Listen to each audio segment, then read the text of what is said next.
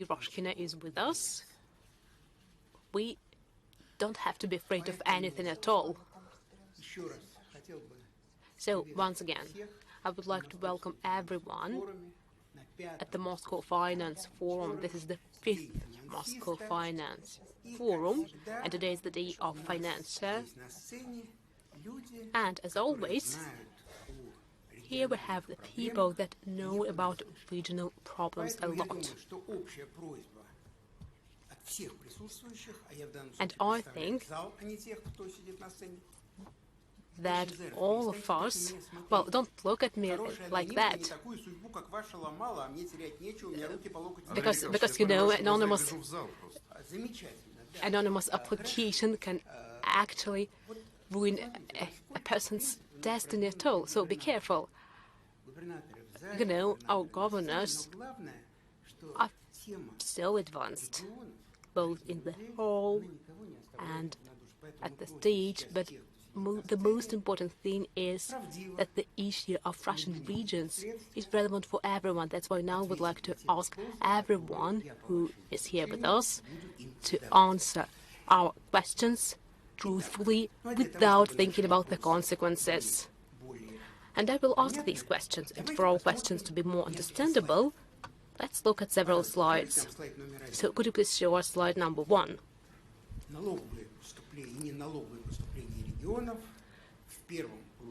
These are tax proceeds from the regions that grew by 24% in the first 6 months of 2020-2021.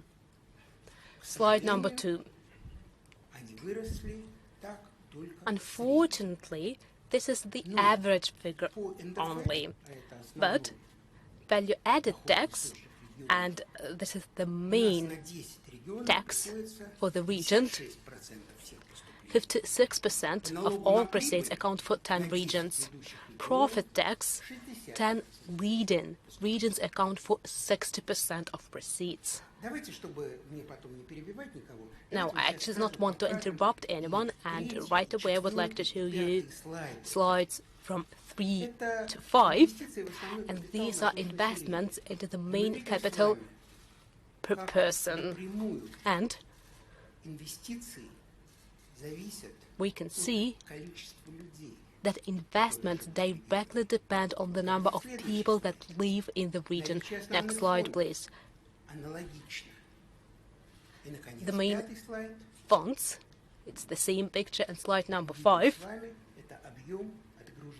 This is the volume of shipped goods produced in the region, and there is a direct correlation with the number of people living in the region. And actually, this was also mentioned today during the plenary by Mr. Sobyanin. It means that the opportunities of the regions are different. And probably this is the starting point from which we should better start our discussion. Today, we hear this word, agglomeration. Agglomeration is proposed to be an instrument for regional development. An instrument for regional development. But if this is a development instrument, then it means that we know for sure what agglomeration is, and in that case probably I'm the only person in this room who does not really understand what it is. So the first question is of the minister. Well, if you are a minister, it means that you are responsible for everything. So I apologize, but right now, could you please act not only as a minister but also as a teacher? Could you please explain us what an agglomeration is and what it gives to regional development? Yes, colleagues, I would like to join all the congratulations that we've heard today at the forum. Congratulations to the people who work in the sphere of finance. This is a serious work that actually determines the development of a specific organization, specific person, and of course, the regions, the country, and the cities. And I apologize for saying that, but actually my colleague died today, So a moment of silence, please.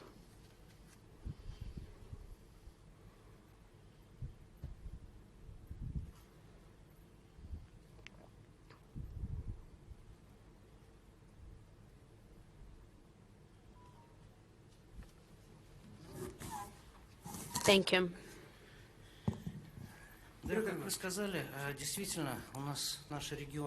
As you mentioned, indeed, our regions have different starting conditions. The opportunities are different. The development of productive power is different in each region.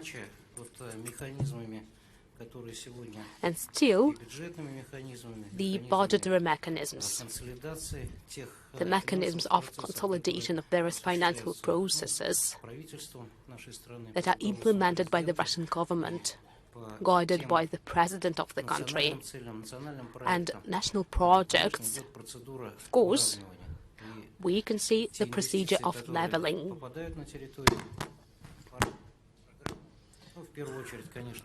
And the investments to the program and national projects, first of all, are aimed at leveling the opportunities in the territory. What is supposed to be an agglomeration today? Looking at this notion from the urban development standpoint, we can see that we do not have it yet. We do not have this notion, neither in residential code nor in civil code or urban development code. This notion has not been introduced there yet. And we need to understand that this task is one thing for the whole country, but speaking about a specific region or municipality, this task would be different. So now we can see that the experience of agglomeration development differs. The approach to territory development are different. Looking at the programs implemented in transport construction, residential construction and industrial construction as a whole, we can see that construction of Moscow-St. Petersburg highway has resulted in a huge agglomeration. 3-hour difference is not essential. It means that this territory becomes a whole, and it requires specific solutions. Moscow and Moscow region decide upon transport availability together, and partnership with Russian railways allowed us to decrease communications, and funds turnover is faster. I think that the regional aspect and federal aspect of agglomeration development are, first of all, based on the appropriate solution and concentration of finance aimed at the development of these territories. Because right now, we work with every specific region following the programs that had been previously planned for the national projects and for national goals. Am I right that an agglomeration is a bit more than the number of population living there, or the number of people is the main factor because it's about purchasing power and other indicators? Well, I think that this is a complex task. Not only population is a determinative factor for this agglomeration. Let's take Nizhny Novgorod. We have just celebrated 800th anniversary of Nizhny Novgorod region. And in this territory, there are 9 suburban districts, and Nizhny Novgorod is experiencing the impact of these agglomeration processes.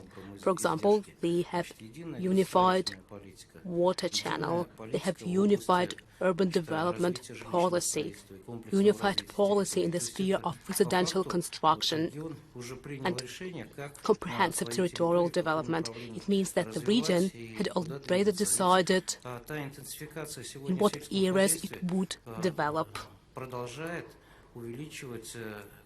Agricultural intensification results in the increased number of people living in cities, and this is inevitable because the villages do not need that much manpower.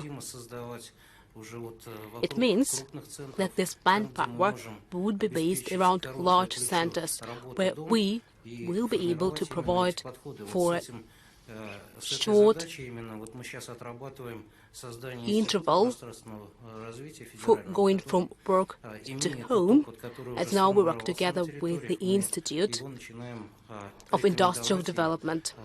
We can use its experience and we can implement its experience using the leverages of federal financing that we have. Thank you. Thanks a lot. Vladimir Vladimirovich, I would like to ask you a question. Besides, Moscow is one of the organizers of this forum. And actually, Moscow is already an agglomeration. I remember that there have been long discussions about new Moscow, joining Moscow. And I think that you are the person who understands the advantages and disadvantages best of all. And in your opinion, is agglomeration a means for solving regional problems?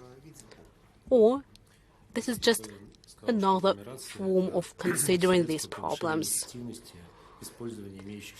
Well, I would like to say that agglomeration increases the efficiency of used resources because each ruble of investment and each ruble of cost has a different added value. For example, we are developing transport infrastructure so that it would be possible to reach point A from point B much faster. According to one of the most basic definitions, agglomeration is a radius inside which the citizens can reach the center of agglomeration within 40 minutes, 1 hour, 1 hour and a half. It can differ, and actually it means that thanks to transport infrastructure, we increase the density of the economy. And this density allows us to use the resources more efficiently. For example, if we take transport, large city uses large buses, and one driver is quite similar to the driver of a small bus carrying 10 people, and this large bus can carry 80 people. It means that labor productivity is higher. Another example. Small kindergarten is about 70% more expensive than the construction of a large kindergarten, and its use is more expensive too. Speaking about large cities, agglomeration is an opportunity to use the limited resources, and unfortunately the resources are always limited. We always have to find a balance when we build a budget between the main tasks and the things that we can afford, and agglomeration allows us to use the resources we have more efficiently. We can receive faster results, and our return on investment is higher. So, now I would like to add as devil's advocate. Actually, I cannot argue with you, but am I right that all that you say is a matter of opportunities?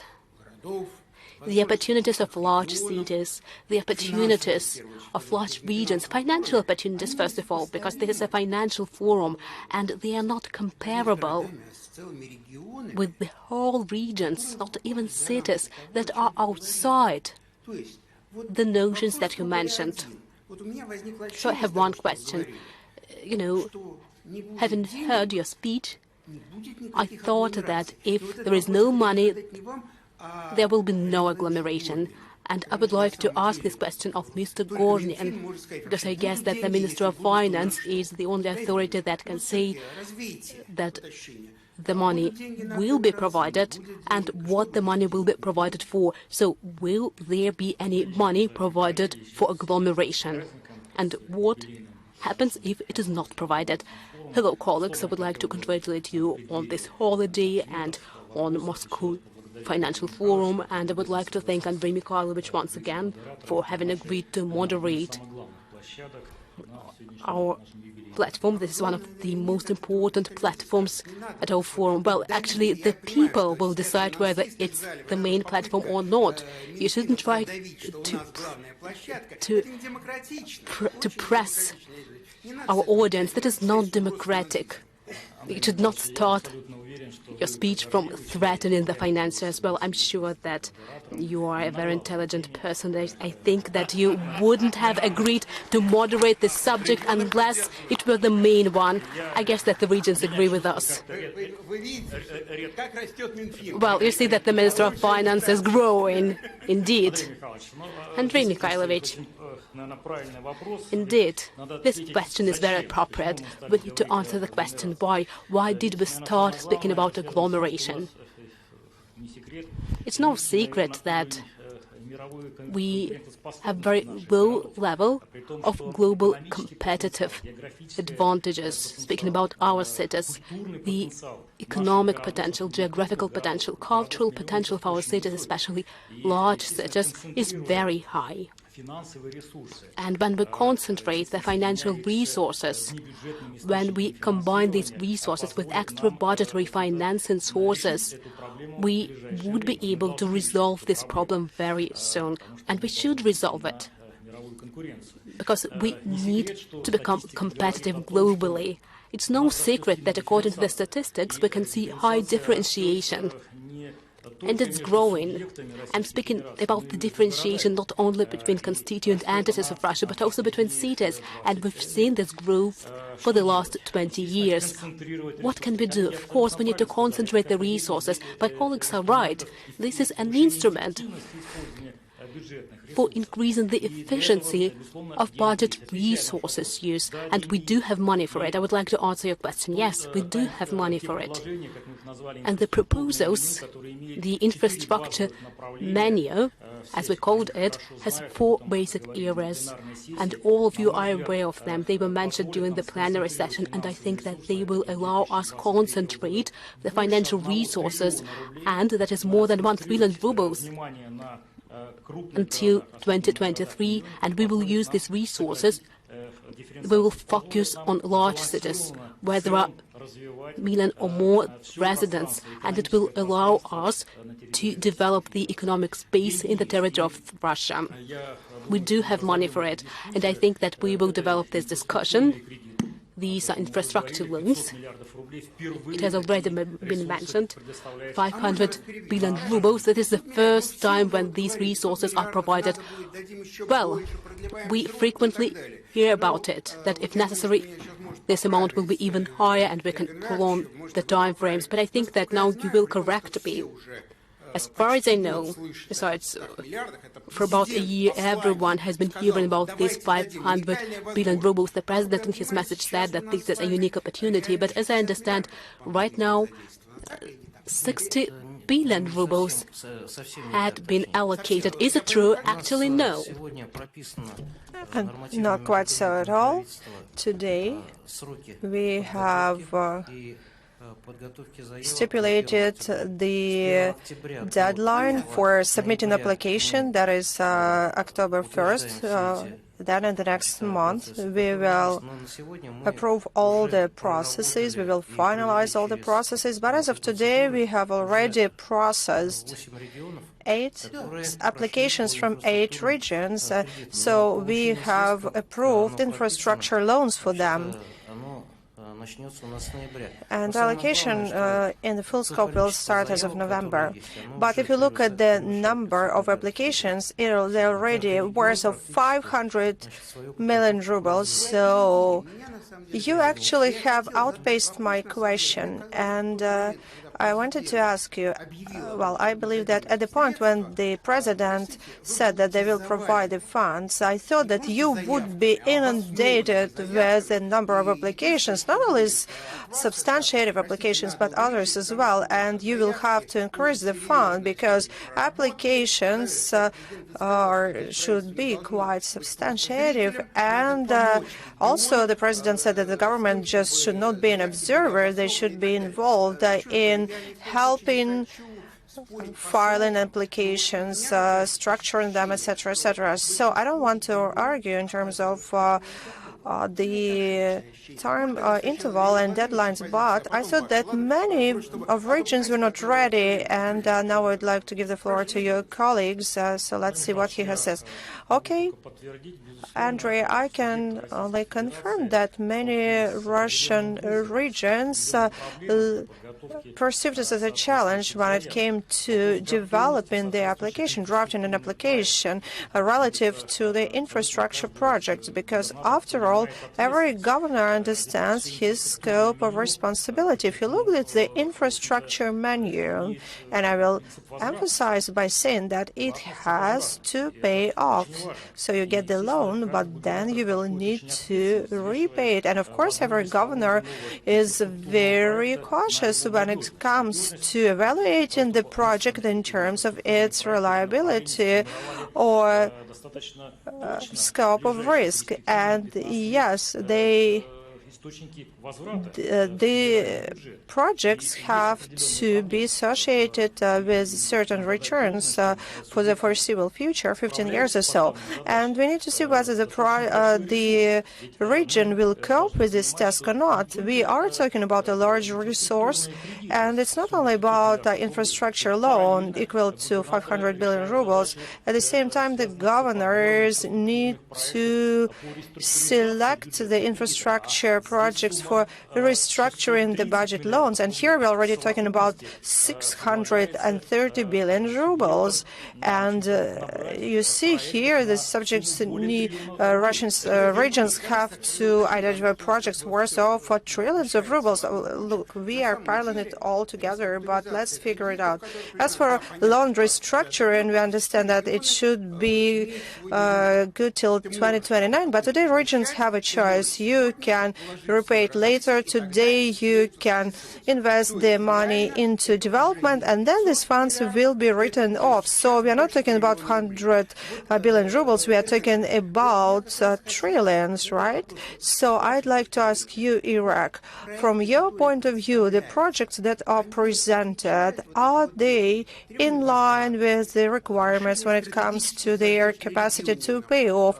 Will they solve strategic priority tasks for the regions? Are they going to be the driving force, after all, for the regions? Well, every project in this or the other way starts from the ministry, and of course we see every project, we analyze it, and we see its impact. And when it comes to the parameters of return, they have to lay foundation for any project. And for instance, if you talk about replacing old transportation fleet, or it may not necessarily have to do with residential development, but after all, it attracts investors, because investors are willing to develop the area because we develop infrastructure, we develop transportation lines, we have new bus routes, or like, for instance, yesterday in the city of Saratov, we launched high-speed tram. And yes, we capitalize various regions, and that's how investors get interested. So the president said, if I got it right, that the remarkable improvement of public transportation system should attract additional 500 billion. Well, it's it's up to the subject to decide what they will spend money on. We have two governors here. We can talk to them. I'm going to talk to with our two governors in just a second, but I would like to ask you now. Well, the Minister of Construction said, all right, we already have talked, said it all, let governors right now sweat and explain what's going on.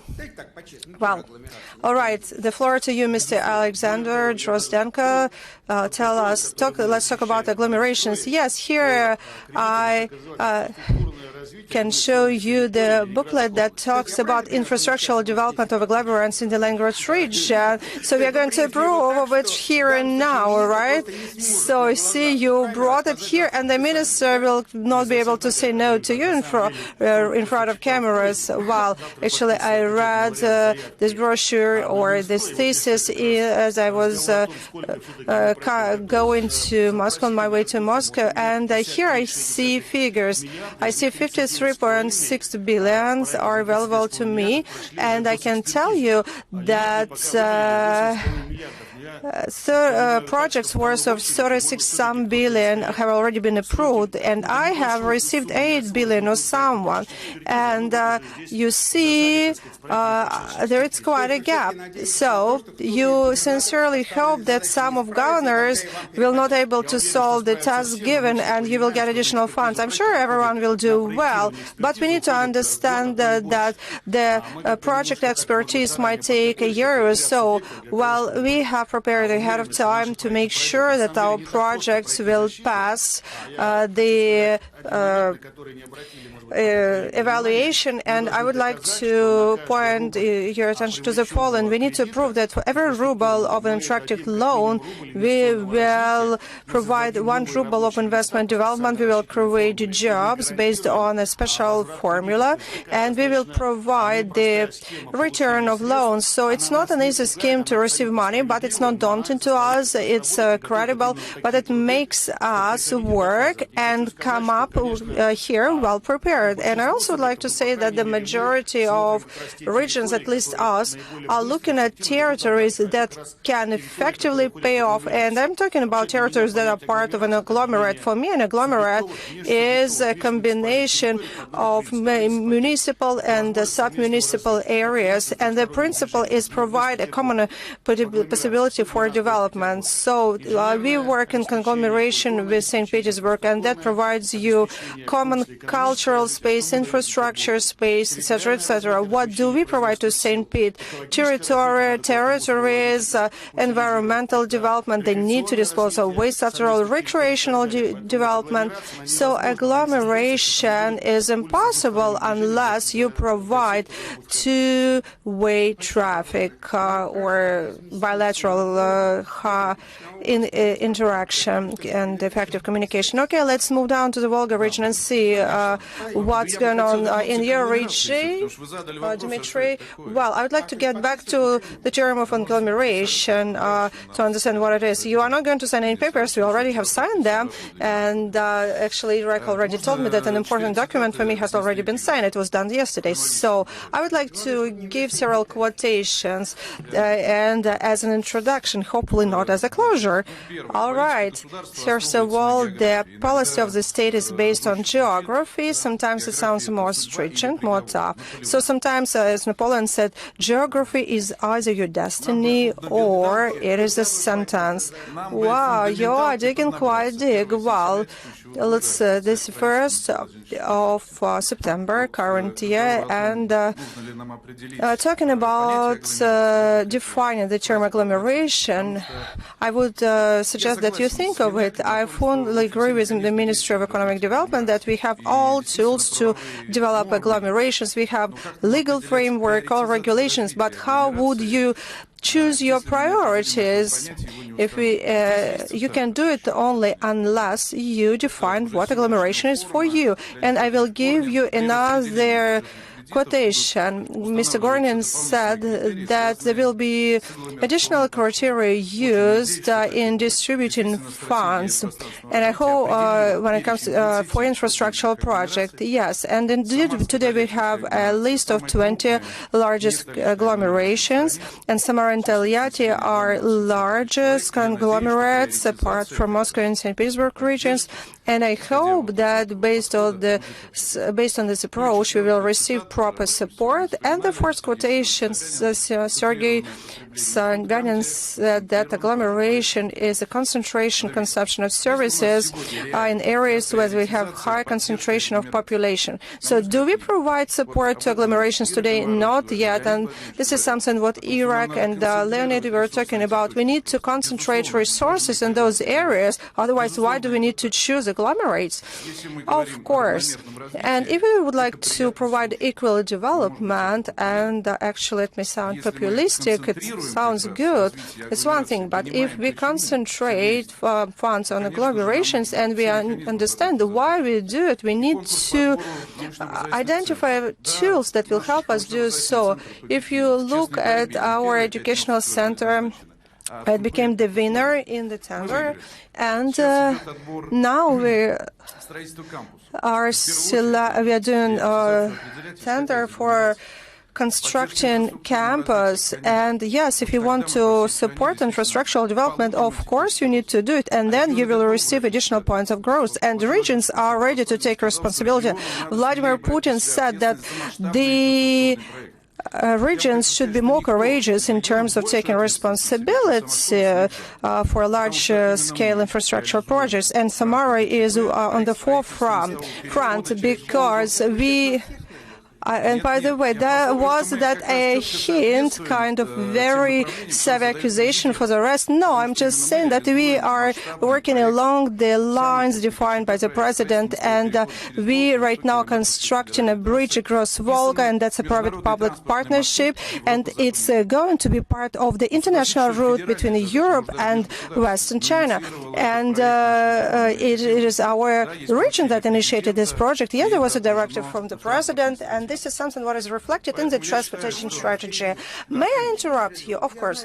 Well, I know what you're fighting for, and considering my position, I understand whatever region stands up for. You are fighting for the embankment into the city of Taliati, and if you look at it, it should be a point of growth.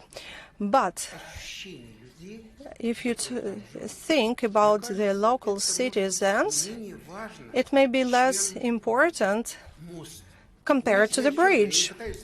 I'm not trying to compare the importance. I'm trying to talk about the following. What I feel confused about is the following. We say that the force of growth will spur the economic development, but the president and the Prime Minister said that the population should be in the heart of everything what we do.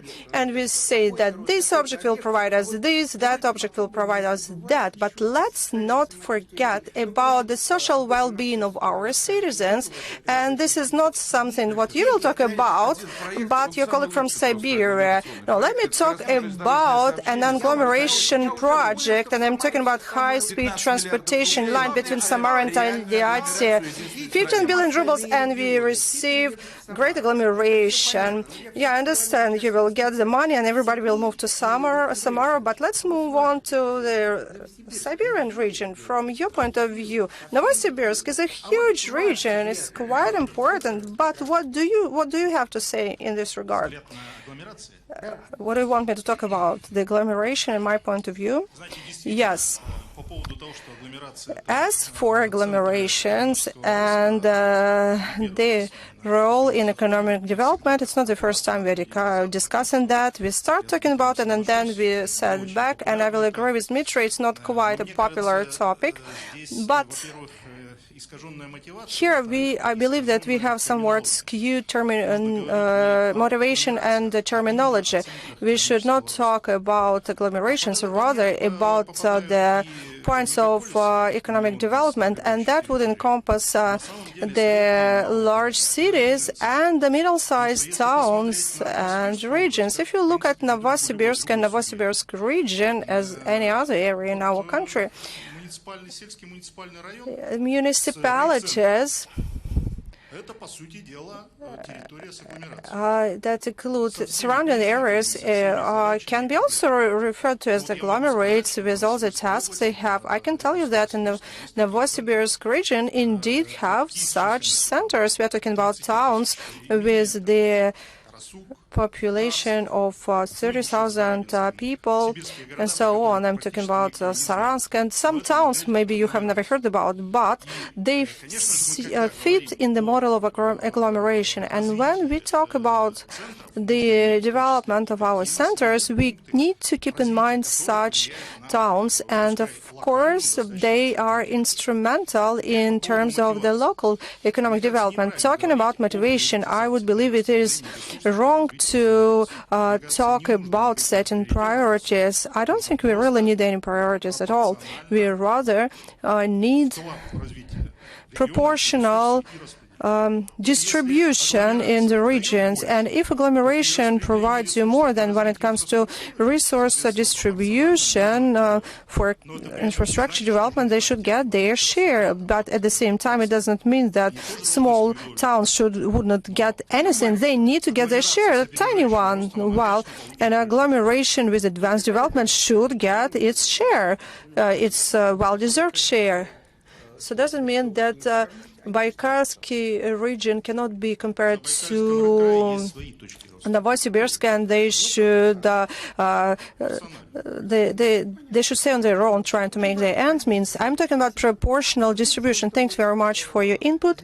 While wrapping up this part, and by the way, later on we will ask Iraq about his opinion, I would like to give the floor to the representative from Moscow. You have no problems whatsoever. You don't need the money, so you can give your objective opinion. So what do we do after all?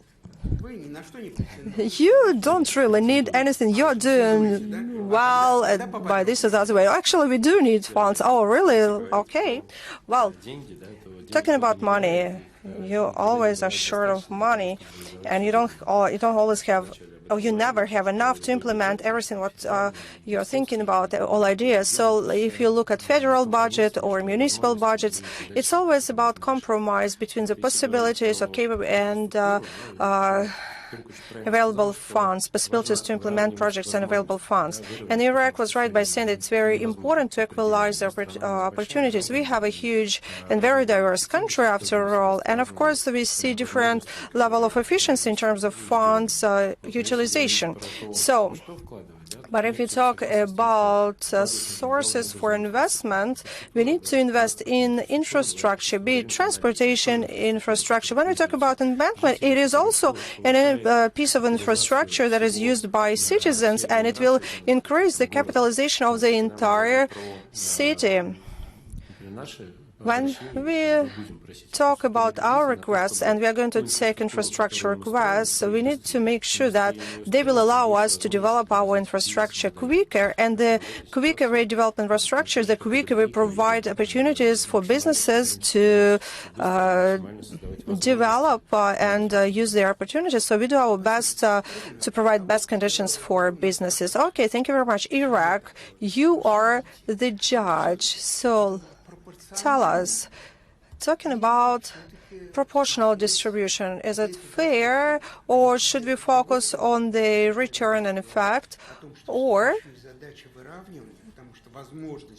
talking about, equalizing? We understand that all regions have different possibilities, and should we and we understand if small towns or regions receive their small share, they will continue lagging behind, and the gap actually can increase. So how do we strike the balance?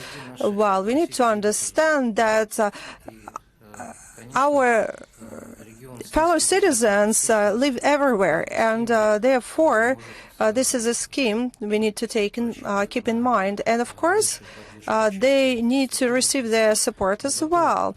And perhaps they will not get a huge infrastructure loan, but we also have infrastructure bonds. And at this point, the Ministry of Development will try to bring greater balance. If you look at the wear of utility lines in many regions, I can tell you that the budget of many regions that have not carried out modernization yet have higher.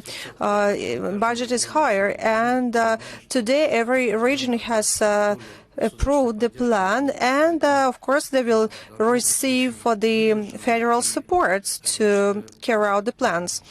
So I believe that the scheme today we have is great, and for the first time we offer so many resources. We offer 500 billion after all, and we understand that there will be more tools and mechanisms for attracting greater resources. And of course you cannot carry out all projects in 2 years, so all regions know that they will receive first tranche, and then there will be second and more coming. So let alone the restructuring of restructures, but then again they will receive funds in a gradually, step by step, and of course the Ministry of Economic Development and the Ministry of Finance will integrate the approach. As for the Ministry of Construction, they are looking at different ways of using the infrastructure menu. And during the restructurization of accumulated loans, it will be applied. Let's try doing it. We are following this direction, and we help regions prepare the necessary documents. A lot of work has been done in the sphere of regulatory documents. On the 1st of September, a lot of amendments were introduced into the Urban Development Code. It simplifies procedures for construction. Actually, there have been more than 100 of them. We work together with the heads of the regions, and we always strive for development. Now, our code contains 32 procedures necessary for construction. Many regions and cities, as well as municipalities, have much more such procedures. Our joint task is to provide faster entry into the investment process. And of course, we will continue this work. We will also work in the sphere of expertise. And we simplify the opportunity to get the statement from the unified register. Such regions as Samara and St. Petersburg region should find the necessary funds for priority development, and we want them to simplify the mechanisms of entry at the construction sites. So we want the government to hear the president, not to wait till the regions provide ready projects, but help regions prepare the projects that will become driving force of their development. The mechanism of work organized by the government allows every governor to directly address any executive authority participating in the construction process. Okay, we can see that everything is great. And now would like to raise the following issue. Actually, it is closely related to our subject. Could you please show us slide number 6? These are the prices for the materials. These prices determine the cost of any construction.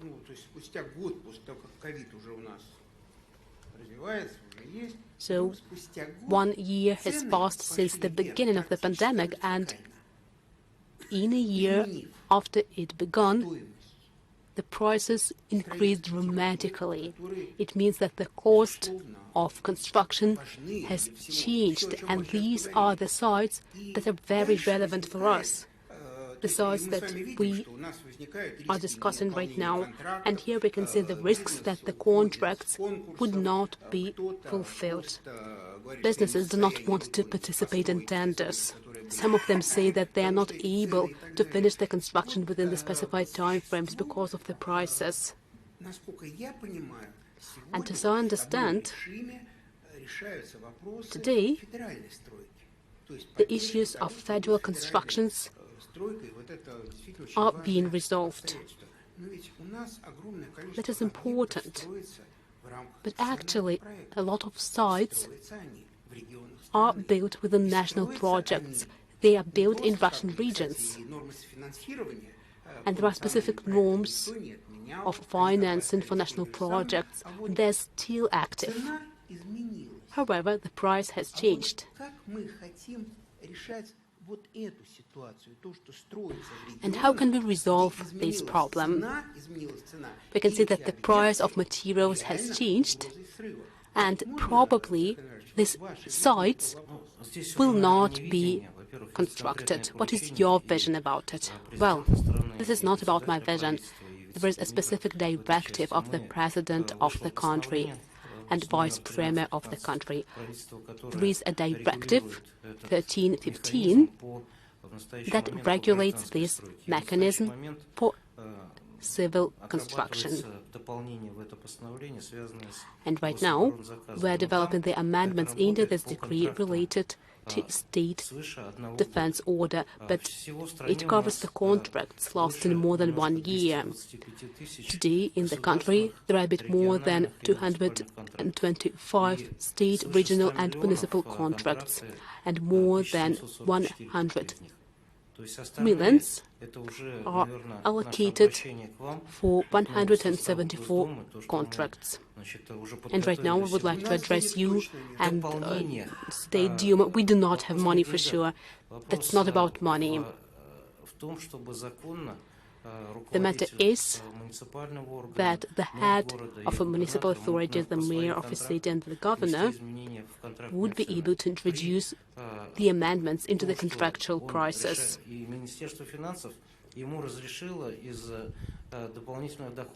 The Ministry of Finance allowed them to compensate for this gap using the additional income. And now we're actively developing the procedure of compensation for these sites. Working with the regions, such documents already exist, and we've just seen the meeting devoted to a number of road sites, and we want our state, municipal and regional customers to accordingly prepare documents.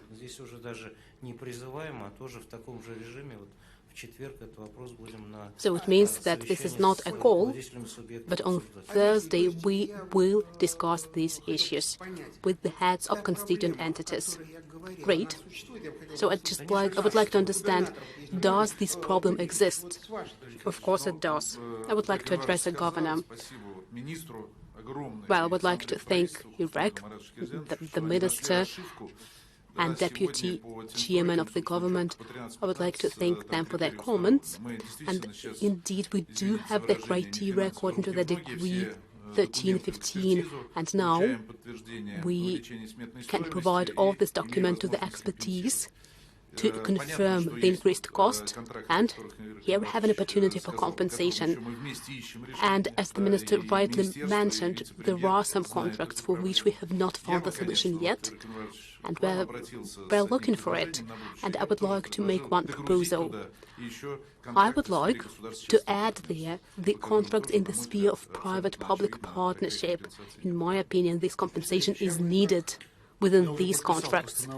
I have already signed the decree, according to which up to 30% of contracts starting from 100 million, which term is more than 1 year, can be reconsidered, and there is a mechanism for submitting the documents, and the Committee of Construction Surveillance will conduct its expertise, but this contract should be not less than 100 million, the time frame should be not less than 1 year, and the increase can be not more than 30%. This document had already been signed, and many contracts are being reviewed now. Probably I misunderstood something. So you said that the prosecutor's office did not object. This is important. Well, it's relevant for us, but actually there are a lot of authorities that can object. It happens, and the consequences can be no better compared with the disagreement from the prosecutor's office. So at what expense is it done? Okay, you've signed it, you've made this decision, it's possible to increase it. But this 30% increase, at whose expense is it done? At the expense of our budget. So you sign it, and you agree that this is done at the expense of the regional budget. You have your opportunities. And the opportunities of your province are much higher compared with most regions of this country. And the question is, I think that every governor would sign this agreement with pleasure, but where can they find this 30% within their budget? Actually, we will address Mr. Gornin and ask him about the money. Well, there are two sources here, no miracles. The first source is additional income, and the second source is cutting costs. So it is done at the expense of the future investment program. To finish the construction of a kindergarten and school, we need to reject the construction of another kindergarten, but the national project states that there should be 2 kindergartens. And does it really mean that when you signed these agreements stating that you increase the cost of constructing this kindergarten, you already agreed with the fact that you would not be able to fulfill the tasks within the national project because there will be only 1 kindergarten instead of 2. We will do it. Well, this is a special issue. Everyone has already understood it. You don't even need to mention it. We know, Samara region, we know it. Well, Andrei Mikhailovich, you know it best of all that we have various proportion of co-financing for national projects. For example, 51 by 49 or 33 by 67. These are different projects, and there are programs where co-financing is only 5% or even 3% or even 1%. And that's why it's easier for them to decide. In this situation, if it gets more expensive, they submit it to Iraq, to the minister, and he addresses the Minister of Finance. So, actually, we already have this decision for civic ministries. The funds had already been planned for 2021. Does the Minister of Finance know about it? Yes, it does, because there is a presidential decree. Yes, we do have the presidential decree, but what about the Minister of Finance? Because the first question that we've heard, do we have money? And the second question is even more important, are we ready to give this money? Well, actually, now you are keeping silent, listening to our discussion, and according to your facial expression, I can judge that you are not ready to give this money. The Minister of Finance is always ready to give money if everything is prepared appropriately. But it must be efficient. As our colleague said, we do see this problem, and we understand that hedging risks in the part of high growth rates of construction prices for construction materials should be done by construction companies. But we are sure that the construction complex is not able to cope with such a dramatic price increase. And we want to be frank. If we use this approach, the construction will not be finished, and the contracts will have to terminate. It means that the federal budget funds will not be used efficiently. Unfortunately, we had already had this experience. The accountant chamber has encountered this situation, and Natalia Alexandrovna can agree that in Russia, at the regional and municipal level, there are a lot of unfinished projects, and this is one of the main problems that have been accumulated during the time when we did not experience such challenges in construction. It is quite clear, and I'm very grateful to the governors that propose to share these risks, including in the areas related to the implementation of national projects, when they receive additional income in their budget. And I'm very grateful for that.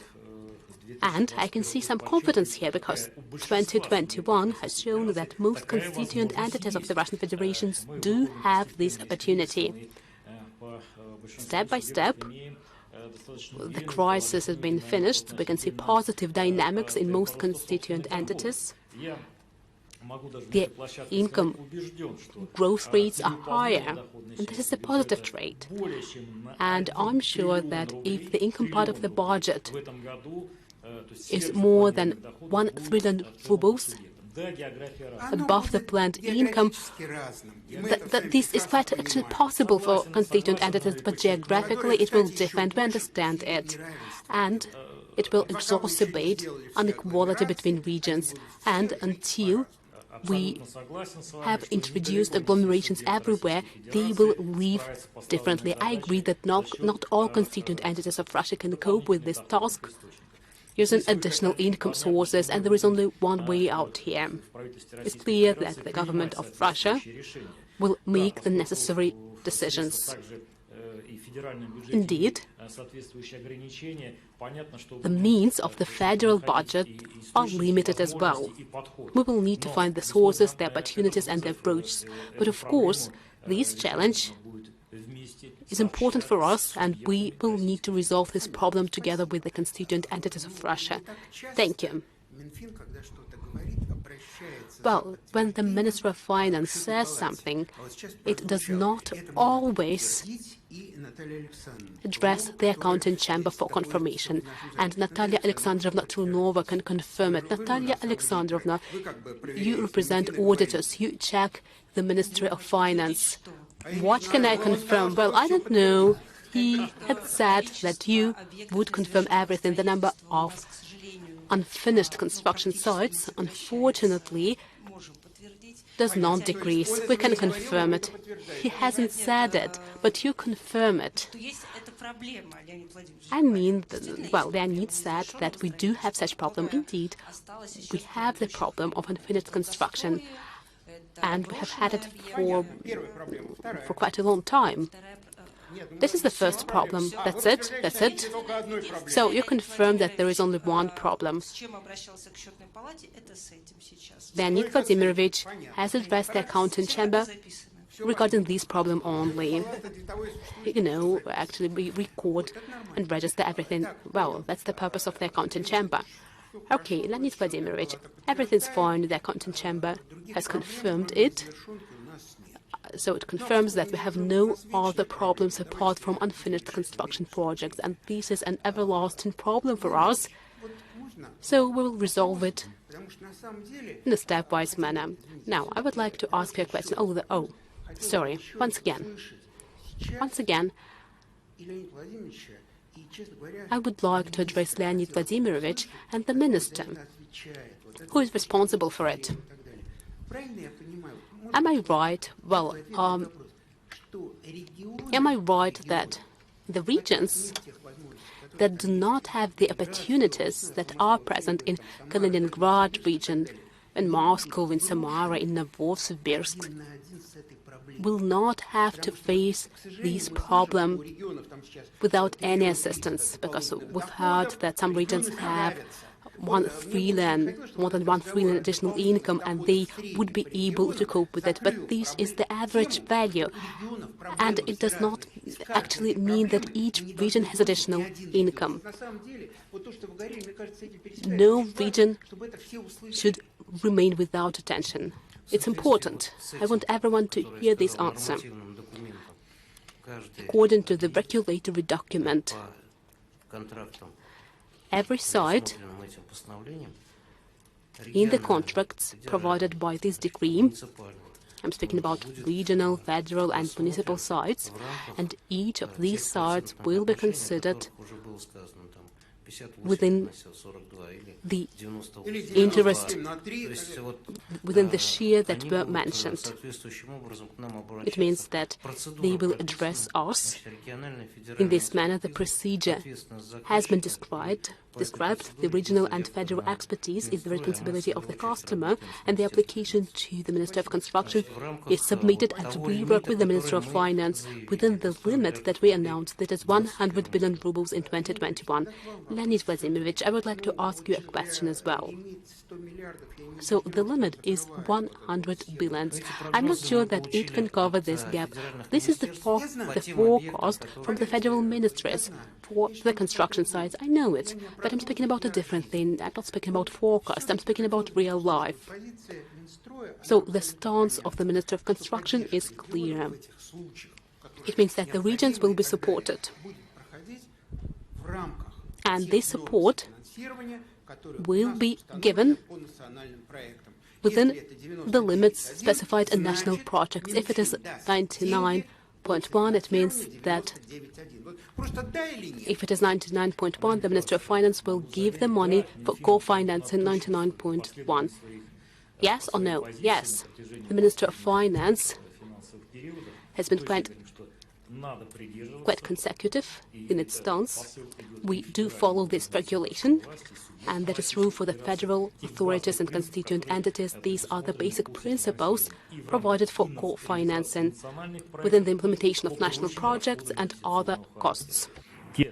And for the expenditures of investment nature. And of course, you have to fulfill the commitments and you have to follow the rules. And you see, we provide full descriptions of possibilities for every region of the Russian Federation. And of course, we're not going to give up anyone. And we understand that we do have budget federalism, but when we talk about smaller regions with modest budgets, we are following them very closely, and we look at the expenditures that are related to necessities, but also look at the expenditures related to the development, regional development, and also their investment schemes. And of course, we're going to provide them assistance. For sure, we will do in line with the decisions that were made and in line with the evaluation of the expertise and in line with the available budgets and the timeframes approved. And of course, we understand that the national goals that are fixed, that have to be achieved up to 2030 are still there, and the responsibility for fulfilling national projects and achieving national goals are borne not only by senior executives but also on the Russian government. Okay, agreed. Then a question to you, Vladimir. It's easier for me to talk to you because you're not asking money for anything, and it's always easier to talk to a guy who has it all. Well, the chart that we see at the moment, look at the spike in prices a year after COVID. Where does it come from? What caused such a huge price increase? What spurred the prices? In this particular case, we understand that the huge money that was the huge amount of printed dollars brought the price of our exports up, and that resulted in the following. Well, you correct me if I'm wrong, but I believe, or maybe Eric will say I'm wrong, but I'm under the impression that when we talk about prices for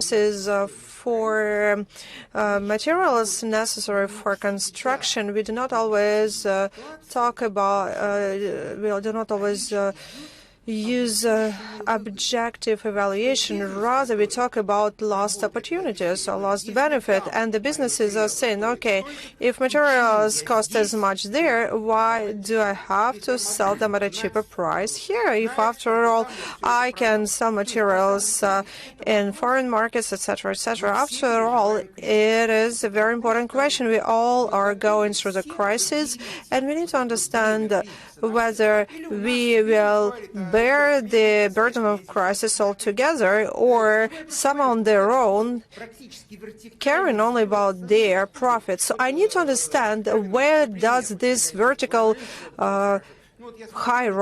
price rise come from? And I see that some are terminating the contracts due to the fact that their prices cannot be increased. And I remember I have seen a number of contracts, and you see the contracts had to be, the contracts expire on August 21st, and that means that the materials had to be bought earlier.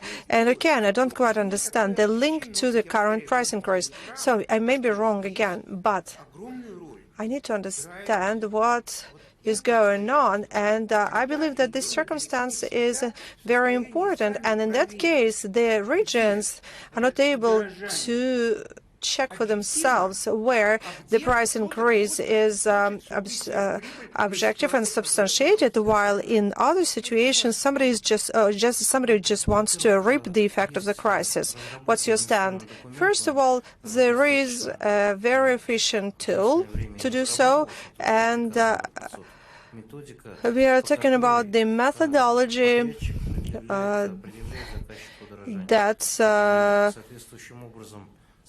helps the client to track prices, and there should be a substantiation for the price increase.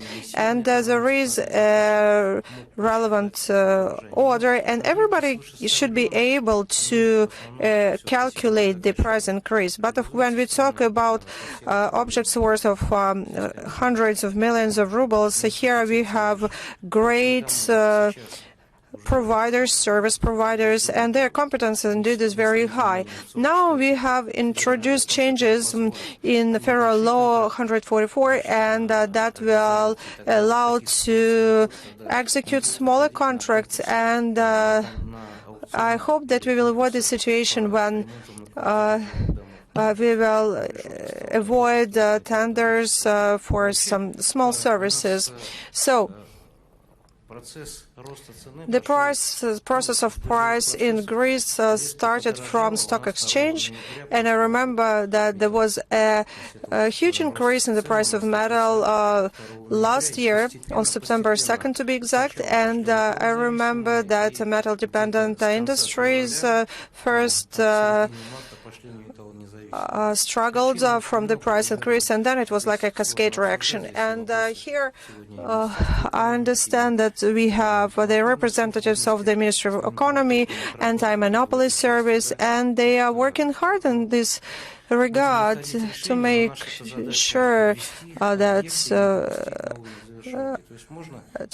that we do not allow any projects to be left unfinished. And of course, we are not going to make anyone bankrupt when it comes to providing services, but anyway, our goal is to improve the price-making process, and this was one of the tasks that was given by the Prime Minister to the Ministry of Construction, and this procedure is developing. We have a roadmap, and I can tell you that today we do not always develop prices objectively, and we do not always pay accordingly to the constructors. There are 6 regions that have not changed indexes, and that means that the providers that operate in those areas are in the shade zone, and our goal is to take everyone from the shade industry. All right, agreed. You said a very important thing, that you can make someone bankrupt, or maybe not. But don't you think that in some cases the service providers are very tough when dealing with the government? They say either you pay us extra or finish the object yourself. And of course there is an apprehension that if you change the provider, there is a risk of unfinishing the project, and that's a risk. So it looks like today the government is manipulated with this threats of price increase, and I would divide this situation into 2 components. So what do you do in the situation of long-term contracts, and what do you do? So far we have not made decisions in the city. We don't know yet how we will adjust the prices, but we will divide the risks with the providers, and we understand today that the entrepreneurs have to need to be able to bear the risks. And if you look at the full cycle projects that we conclude in private public partnership, we always stipulate the fact that slight price increase will not be compensated by us. And as for exchange-related risks, we are not going to hedge them. If risks go over a certain level, then yes, we are ready to share them. So it would be better to solve a situation peacefully and finish the construction, rather do redesign, etc., etc. And it will be more expensive because we will delay the execution of the project by 1 year or even more. Another question, what do you do next? So you are asking the right question, is it a lost profit or it's a compensation of additional costs? Of course, it's a lost opportunity, because if you look at the investment processes in the areas where there is a high increase of margin, of course, it's an extra profit that became possible due to the situation in the global market, and it means that we have imported the inflation. But here it's a matter of our tax legislation, and we need to understand what do we do with the taxes for oil contracts. Well, we know that every quarter we recalculate the level of the tax for natural resource extraction, and of course, if you pay for expensive product, we need to have a resource to compensate the difference. And I know that the colleagues from the Ministry of Finance are elaborating this issue. Okay, thank you very much. I'd like to talk about two more aspects, and I believe that they, if we ignore them, we will not have a very comprehensive coverage of the situation. Let's go to slide 7. Look, this is the labor productivity, and it was for a reason that I did not single out here the labor productivity in the construction or development area. Look, before 2008-2009, in terms of labor productivity across the country, we were outpacing the developing countries. But now look at the gap between us and the developing countries. Look at the scope of slowing labor productivity in our country. And now look at the comparison within the BRICS countries, again, with the labor productivity. And we see that on one hand, yes, in the South Africa, things are going on really badly. But if you look at the labor productivity in China or in India, we can see that labor productivity there is manifold higher. So don't you think that we are moving on due to extensive development, and that is how we are setting off the gap in labor productivity? And actually it will be impossible in the end, because the economic laws work in the same manner everywhere. And in order for us to discuss it all together, and we were saying that we need to take a good care of our providers, and yes, I feel sorry for them as well. But here I would like to show you the following slide. These are the funds on the accounts of legal entities on their deposits. Look at the amount of amount of funds on the deposits of the companies. They are increasing manifold. So the companies prefer to put a huge amount of funds they receive on deposits instead of investing them. And you said that ideally we need to receive a cumulative effect from the government investments, but I always feel that we launch, on one hand, we are launching the state mechanism of investments, and of course it should be initial driving force, but then it should spur private investments, but they are not taken place in the full extent. So I would like to hear the opinion of the regional representatives. So how do you look at these issues, and what do you need to do in order to incentivize the companies to invest further, so that instead of focusing on cheap labor force, they will increase efficiency? And since we finished with you, representative from Siberia, we'll start from you this time. So what would you say?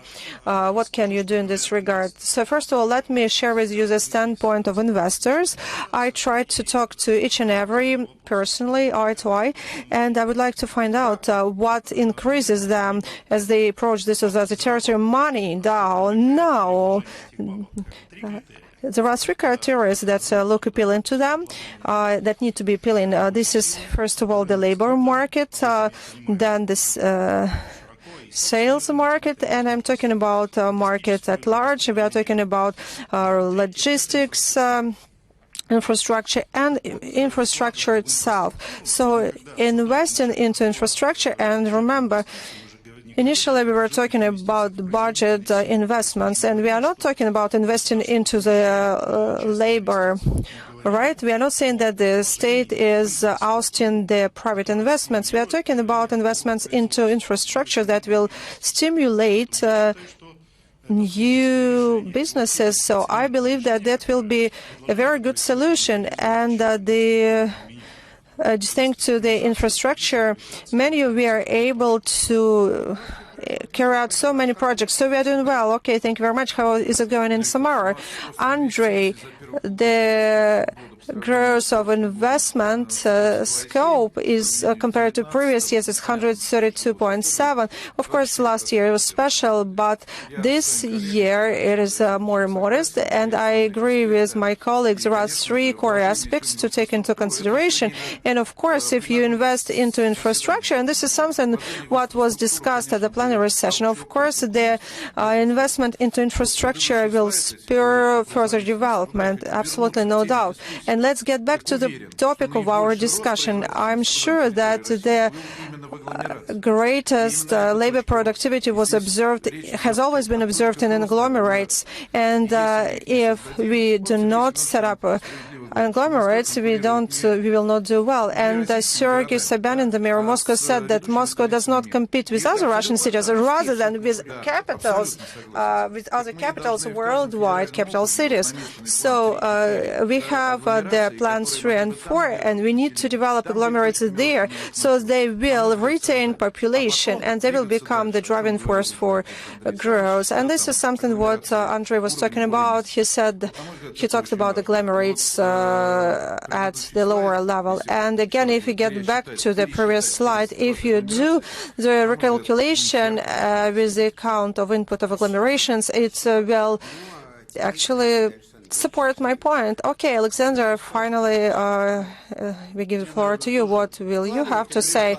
Should we invest or not? Well, I shouldn't complain about investments in the Leningrad region, but I will tell you that there are several reasons that keep the labor productivity from growing. People don't want to risk their own funds, but they're willing to risk the government funds. And yes, labor productivity is not growing. It's one of the reasons, but the fact that we link the local prices to the prices in the global stock market, and I don't understand why we should do that. And you know, in Leningrad region, forestry is very developed, but the prices for the logging are going up. Why? In 2 years' time, they said that the prices for forest will go up, and our neighbors, Finland, Sweden, started increasing prices, and we do the same. And as a result, today we are lacking the login. And again, as for metal, same situation. We are linked to the London Stock Exchange price for metals for some reason. But if we find mechanisms of local, I don't like to interrupt governors, but you said a very mind-boggling word for me. You said that we are linking our prices to the London Stock Exchange. Wait a second. I would like to ask you the following question in that case. So it will clarify the situation for me. So I'd like to understand, what do you understand by saying we? Because you did not mean Leningrad region. Who do you mean we? We are us, the whole country. I'd like to give you two examples. Let's take fertilizers, mineral fertilizers. St. Petersburg region had several factories exporting mineral fertilizers in all countries of the world, and we also buy mineral fertilizers for all villages. And now the price for mineral fertilizers went up. And the argument is, we can see what's going on foreign markets. Why can we sell the fertilizer at this low price in the internal market? So it means that the companies are guided by these prices. So when a company has an opportunity to get an added value not through the growth of labor productivity but through the price, it will select the easier way, the price. And that's why we need a real mechanism that would allow us to regulate it. I'm not in favor of state regulation, but we will not achieve labor productivity growth without it now. I'm not in favor of state regulation either, but are we able to prevent it? Because it seems to me that the notions of conscience and market economy are not actually crossing. Well, we've learned how to work with oil industry, and this is the way you call it now. Andrei, our conscience is State Duma. They actually adopt fair laws. Well, I haven't mentioned anything offensive to you. This is a superlative form only. In this case, it will be possible to use regulation in some peak moments. I think that we're having serious problems regarding the need of financing the embankment in Tolyatti city. I will not say anything good anymore. I understand the embankment is closer to your heart. Okay, Vladimir. Actually, you were one of our first speakers, and we would like to hear your opinion about all these issues. It was fairly mentioned now that we do not want to return to governmental regulation, and I think that it is not really possible. But actually the government is faced with very tough choice in various spheres, like you can do nothing, you really have to pay. Do you feel it? Oh, no, not at all. Well, of course, we experience it. This issue is related to our long-term contracts, and we have to revise the prices. These are construction contracts, construction metro coaches, and this is represented in the prices that we have to adopt as the basic terms working with our contractors. And speaking about the investments, actually we've started from the investments. I'd like to repeat that, in our opinion, the key inducement for the entrepreneurs to invest is conditions for the implementation of profitable projects. Why did I address you the last? Because the investment, the capital for Moscow, taking into account its level, 29%, is something really great. How did you manage to do it? Because actually, I understand everything, but this is not only about the profit, this is about something else. What else should be added to increase the investment? Because 20.9 for Moscow is over the top. Well, we've started our session speaking about the agglomeration, the effects of investments in various points. In 2011, we began preparing the plan of our infrastructure investment, first of all, transport infrastructure, and among the priorities, we spoke about construction of Moscow Central Circle. These are more than 30 stations that have launched live in these parts of the city, because in the past these areas were considered to be remote and no one wanted to build anything there. No one wanted to build residential housing or commercial real estate.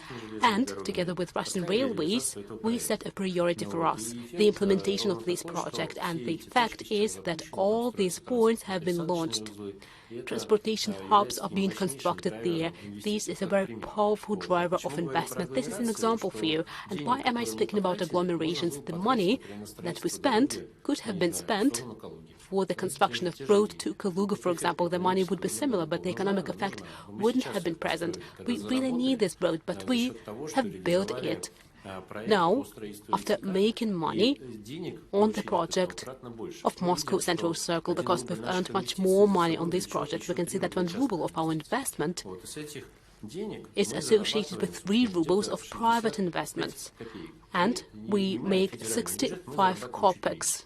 Actually, it's not us, it's the federal budget, because we make a bit less. This is investment not only in infrastructure. It means that each ruble of our investment brings additional profit to us, to the federal budget, and tomorrow we'll be able to make more money than we have today. And the growth of private investment in absolute figures by 2020, since 2010, have increased in real value by 2.5 times. In absolute values, that is more than 5 times.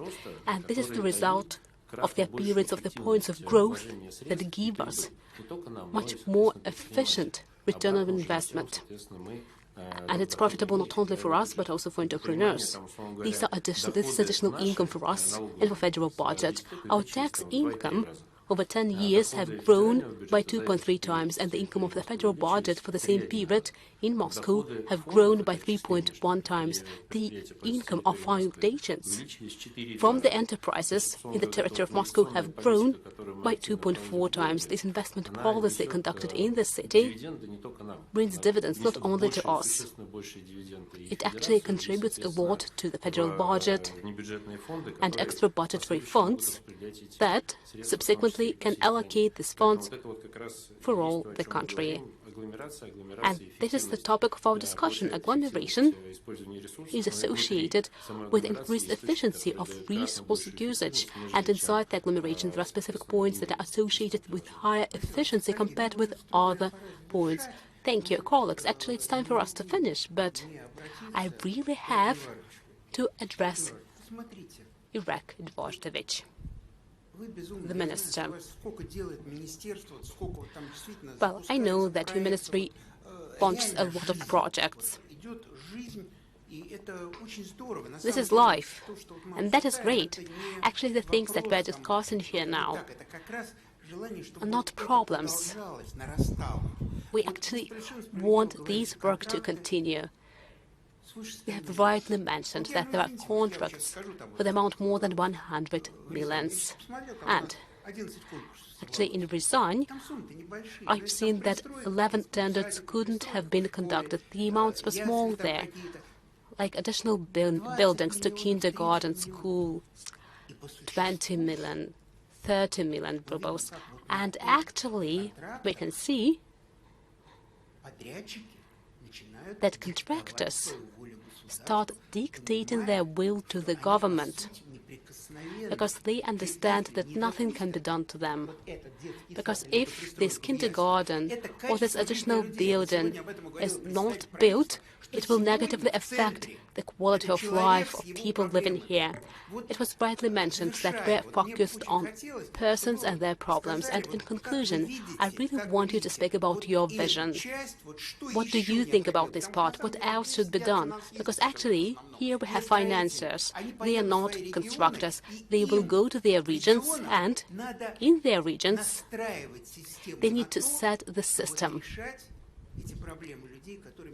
because they will need to resolve the problems of people. I know how much you do. I know how much your colleagues do. I know how the headquarter operates almost 24 hours per day. And in your opinion, what else can be done? Well, first of all, the dictate is unacceptable. Here we have the governments. Are we able to punish them? Of course we are.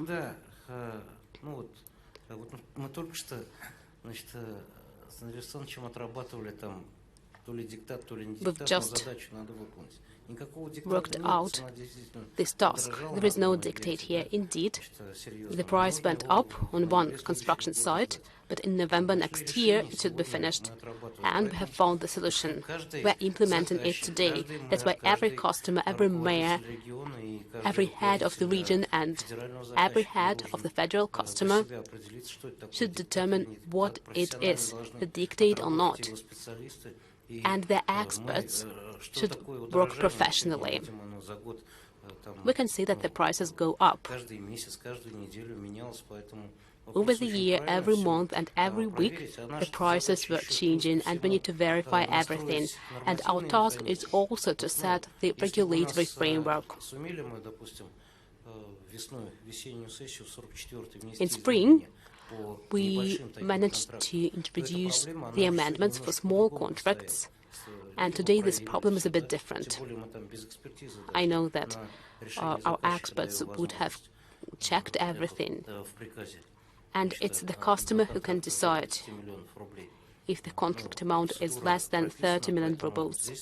The procedure is described there, and this is the responsibility of the managers on each link. And we have law enforcement and supervisory bodies that can punish them. Now I would like to use this opportunity of being the host and say the following. They are saying that I am liberal, but actually it's the minister who is liberal.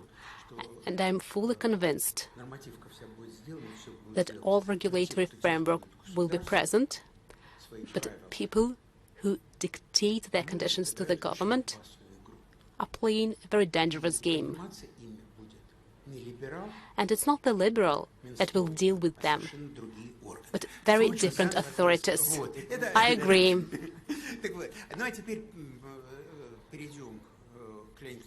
Now, let's move to Leonid Vladimirovich. Leonid Vladimirovich, you're concluding our discussion. Now you will see that all that we have been saying is a nonsense, and we will go home, or you won't say so. Thank you.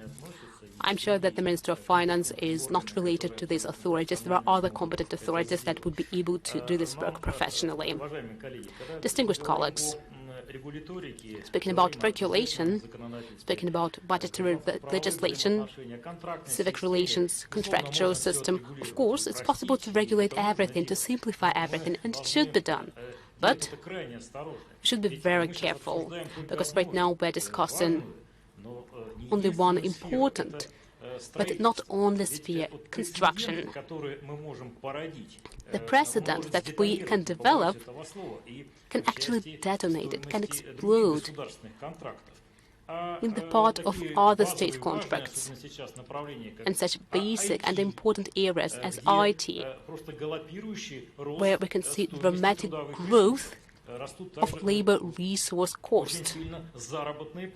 The salaries in IT are growing. I'm speaking about digital inequality, the need to develop digital technologies in every constituent entities of Russia, and these can be precedent as well. And looking at the charts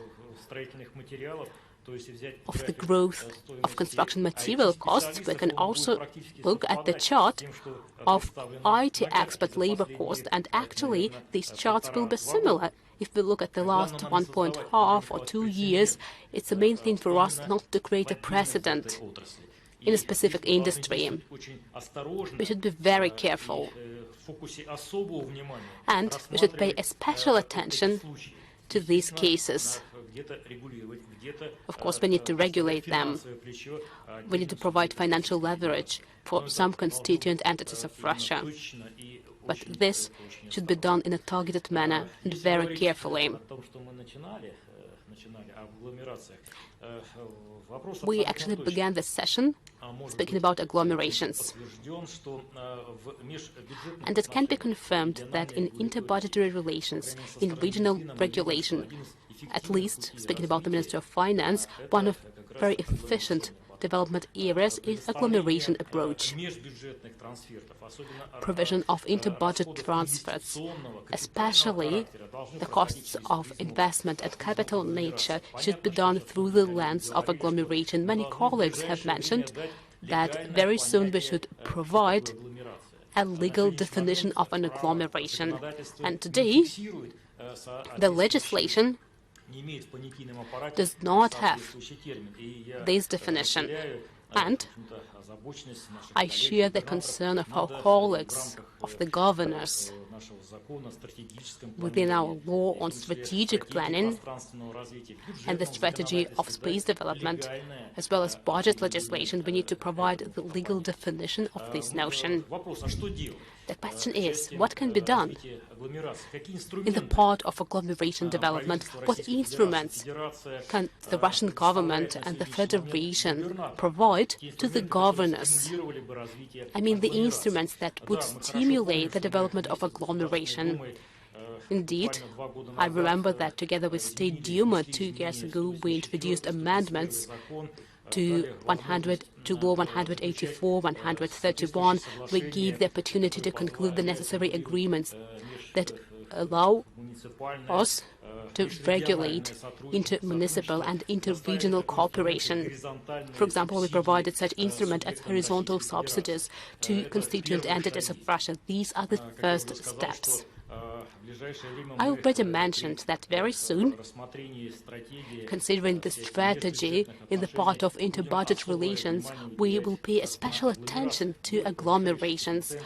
We will introduce the increase in quotients for the constituent entities that have an opportunity to develop more efficiently using the agglomeration approach. And thirdly, very soon, I guess that in September, we will introduce the amendments into the budgetary legislation.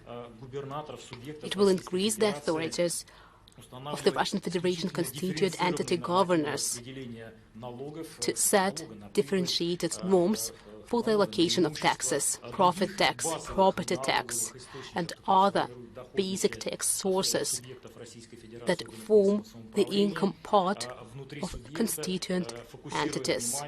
Inside the constituent entity being focused on agglomeration. I think that this instrument will allow us to reallocate financial resources. It is not horizontal, but still it will allow us to reallocate the resources inside this constituent entity, and we will be focused on the territories that are agglomerations. Thank you. Colleagues, when I pronounce the last phrase, please do not stand up right away, because we will have another important event. So, the last phrase. I think it is right to mention, and everyone said so today, that we will need to pass a major way in the sphere of legal regulation. What is an agglomeration? We need to have a definition, and the Minister has rightly mentioned that in a number of areas, such as urban development and civil area, we do not have this definition. And when we ask ourselves, why is business not always ready to invest? Probably we need to take this responsibility as well, because for the business to invest, we need to have legal definitions. For the business to invest their money, the investments should be protected. There should be guarantees. And for the business to contribute, it must be sure that this legal framework will not change each time when the government thinks that this issue should be regulated in a different manner. But it's not only the business that needs this certainty. The regions also need to be certain when they plan their activities, and I think that this is the main result of our discussion, and I would like to thank everyone that came here today, because I think, well, I don't know, it's for you to judge, but I think that we have had a very open and sincere discussion on the issues that are problematic. We were not speaking about some general issues, we were speaking about our concerns, the things that the regions and the ministry has to resolve every day. We've discussed the issues that directly influence the quality of life of our people and the development of Russian regions. And after the round of applause, please don't stand up right away. I would like to thank everyone who has come here and shared their opinions with us. And now, dear friends, I have a request. I understand that all of you are very busy, but we have a tradition. At this platform, at this regional platform, we award the financiers, the people that honestly fulfill their work in Russian regions. Probably it's not very noticeable, but it's very important. And everyone hates it, but without it, it wouldn't be possible to resolve all these issues. Therefore, I suggest that Leonid Vladimirovich will take the floor. Of course, somebody else can also hand the word, but I think it is so honorable to get the word from his hands, and I kindly ask you to be present at this award ceremony. First of all, we'd like to thank you for holding the discussion. I'm not finished yet, but you are indeed the people's financier. First of all, you hint and say that I'm elected by people. I can tell you that I still have 10 days. I'm not a lame duck. I would vote for you as well. I would vote for you, but you're going to vote in Samara, not in my region. So thanks, but I will remember that, and we will get back to our talk about the embankment. I assure you of that.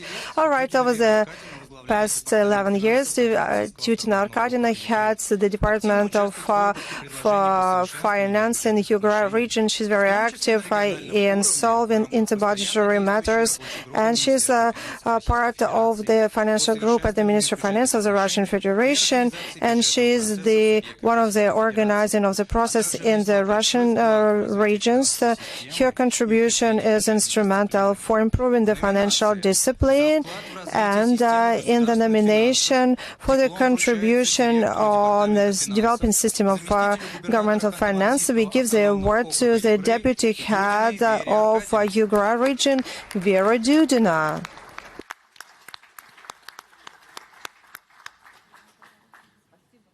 Thank you very much. Thank you. And I would like to thank the Ministry of Finance.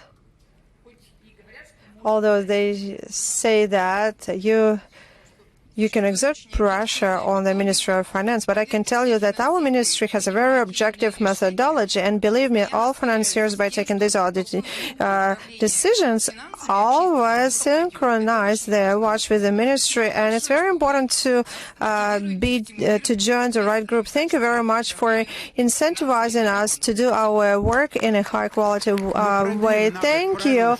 We are going to extend the rules, and so you will not belong to any group. This year, Samara region celebrates its jubilee, 170 years since point of establishment. For a long time, the Department of Finance of Samara region carries out the well-balanced policy and shows great performance when it comes to managing federal and municipal funds. The nomination for high quality of managing regional finances, we give the award to the team of the Department of the Finance of Samara region, and we give this award to Vyacheslav Premilov, the head of the Department of Finance of Samara region. Thank you.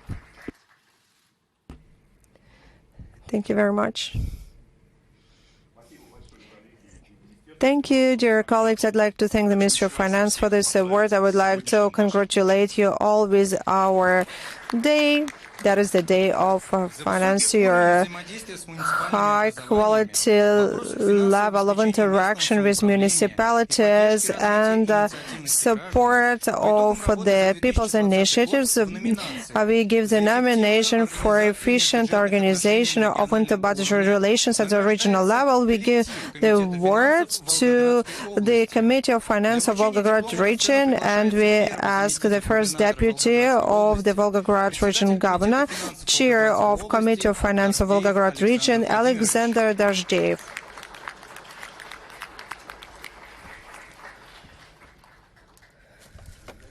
Thank you.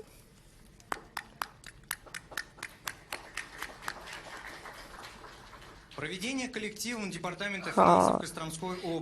Department of Finance of Kostroma region and their balanced policy amounts allowed them to decrease the regional debt, and we give the word to the Department of Finance of Kostroma region, and we invite to the stage the Director of the Department of Finance of Kostroma region, Mr. Igor Zamoraev.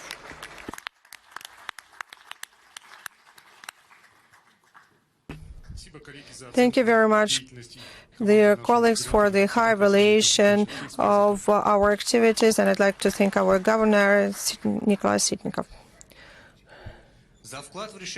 for the contribution to develop state policy objectives for high performance in accounting, managing the state debt. We'd like to thank the Ministry of Finance, Department of Finance of Volgograd region, and we invite the Deputy Governor of Volgograd region, head of the Department of Finance, Ms. Valentina Artamonova.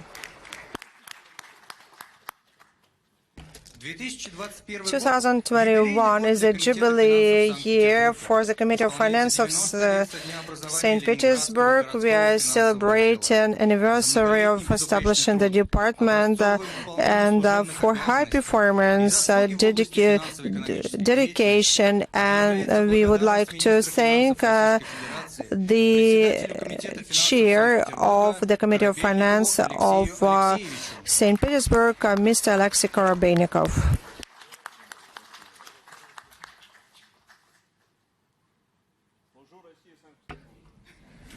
I'm serving Russia and St. Petersburg, and this is it. This is it indeed. Well, dear friends, this ceremony indeed is very important, and it reminded me of days back in 1930s when the all-Russian head of finance, Mr. Kalimin, would give words to honorable people, and among them was a famous artist, Miss Yablочkina, and when she received an award, she went to the stage and said, "I had lots of awards, but earlier